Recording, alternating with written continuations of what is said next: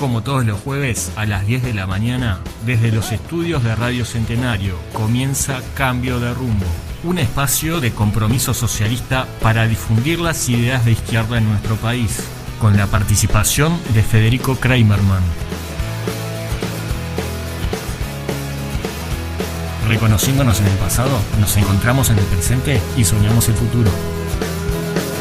Larga, muchacho, tu voz joven, como larga la luz el sol, que aunque tenga que estrellarse contra un paredón, que aunque tenga que estrellarse se dividirá en dos. Suelta, muchacho, tus pensamientos, como anda suelto el viento. Sos la esperanza y la voz que vendrá a florecer en la nueva tierra. Buenos días, amigas y amigos. ¿Cómo están hoy? Se acerca en 2 días nada más el Encuentro Nacional de la Unidad Popular. Será esta una instancia más en el camino de construir una herramienta política para el pueblo uruguayo, una herramienta para transformar la realidad. Será una instancia para construir una fuerza política que le pueda dar al pueblo uruguayo la posibilidad de tomar las riendas del país y avanzar hacia una sociedad diferente. Como hemos dicho muchas veces, el Frente Amplio ha fracasado en esto, así lo entendemos, porque además de no haber resuelto los problemas concretos de nuestra gente, fracasó sobre todo como alternativa de cambio. Se adaptó al sistema y se volvió un asegurador de los privilegios de los ricos de nuestro país, se volvió un garantizador de los intereses del capital.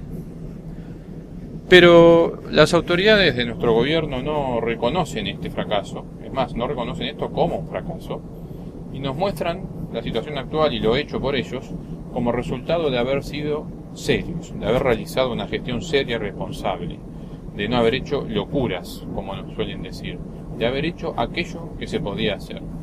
Por lo tanto, vale la pena mirar entonces en qué situación se encuentra nuestro país. El Uruguay, con una población escasa con respecto al tamaño de su territorio, que no llega ni a los 4 millones de habitantes en total, cuenta sin embargo con 16 millones de hectáreas productivas, de las cuales 12 millones de las mismas se utilizan para la ganadería extensiva, 1 millón más para la soja y otro millón más para la forestación. Es decir, estos 3 rubros abarcan la mayor parte de las hectáreas productivas de nuestro país. Esta es una producción apuntada hacia la exportación, es decir, que nosotros los uruguayos prácticamente no la vemos. En el uso de la tierra le sigue también la lechería, el ganado bovino, el maíz, la malta, la cebada, el trigo y el arroz, y después se reparten en pequeños establecimientos productores de frutas y verduras que son para consumo interno. Los recursos productivos que existen en el país podrían alimentar de forma abundante una población varias veces mayor a la actual de la que tenemos. Pero sin embargo esto no sucede. Las aspiraciones y las posibilidades reales de tener los alimentos necesarios que implican una vida digna chocan directamente con las relaciones de propiedad de la tierra. Terratenientes, con derechos de dudosa legitimidad, podemos decir si hacemos una revisión histórica de nuestro país sobre su propia propiedad, y también monopolios extranjeros son hoy los dueños de las tierras, y están más interesados en enriquecerse que en producir para cubrir las necesidades del mercado interno a precios bajos. Hay que aclarar por si acaso, las tendencias y el tipo de producciones agrícolas que se están imponiendo no se traducen como un aumento en la generación de empleo. Las mismas aparecen no por un desarrollo nacional pensado para el bien común, sino por una necesidad de los países centrales o por las coyunturas de los altos precios de ciertas materias primas internacional en el mercado internacional, que terminan desplazando producciones que generaban mucho más empleo anteriormente, como la lechería, la producción bovina vinculada a la industria textil nacional. Lo que está sucediendo es, por decirlo de alguna manera, una reprimarización de la economía, una transformación de la economía a productos cada vez más básicos que requieren cada vez menos mano de obra. También hay que decir que nuestro país cuenta con recursos minerales de construcción y otros del tipo similar, como los yacimientos férricos en la zona de Valentines, de la que en el pasado tanto se habló, que permitirían solucionar también el problema habitacional y desarrollar industrias vinculadas a la construcción de viviendas o a la construcción en general, e incluso a la siderurgia. Sin embargo, el tema de la vivienda propia es un sueño que se aleja cada vez más. Así como los recursos para asegurar una vida digna a todo uruguayo existen y en abundancia, también existe otro elemento para tener un desarrollo en el marco de la liberación social y nacional y soberana, que tiene que ver, por ejemplo, con el rol de la educación y en particular de nuestra Universidad de la República. ¿Por qué mencionamos esto? Porque cuando se habla del presupuesto educativo y en particular del dinero que va a la universidad, estamos hablando del dinero que se deposita en la educación del pueblo, pero también en el dinero que va atado a que el país profundiza en la investigación en tecnología y desarrollo.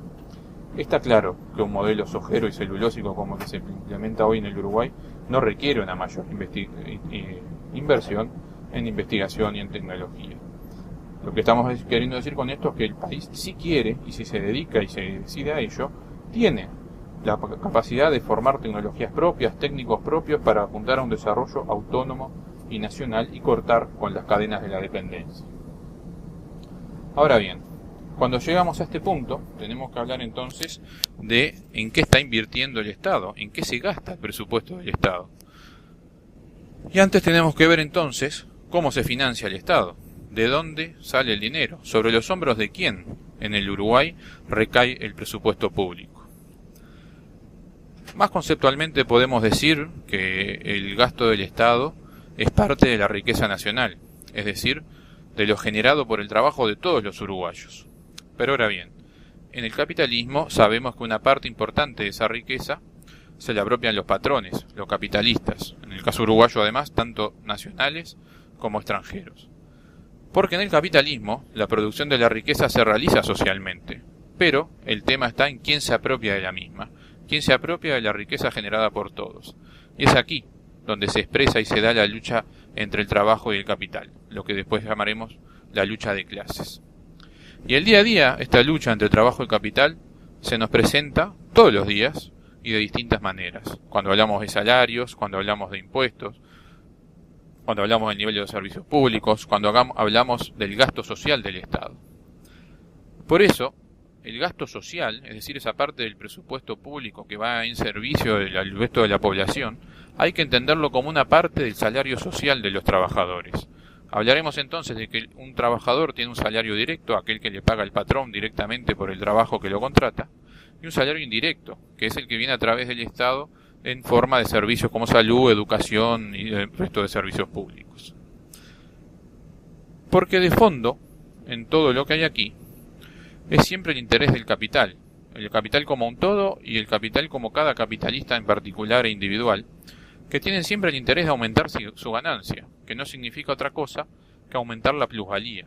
Y eso solo puede hacerlo avanzando contra el salario en general, tanto el directo, cuando nos pelean peso a peso el salario de un trabajador, como el indirecto, cuando se proponen reducir el gasto social del presupuesto del Estado.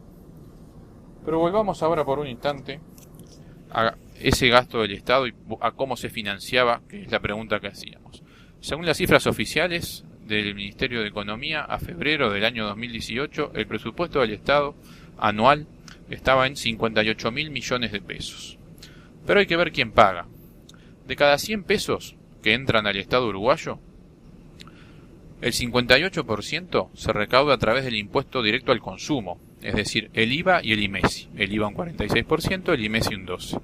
Es decir, es un impuesto que pagamos todos cada vez que consumimos algo y representa el 58% del total del presupuesto nacional.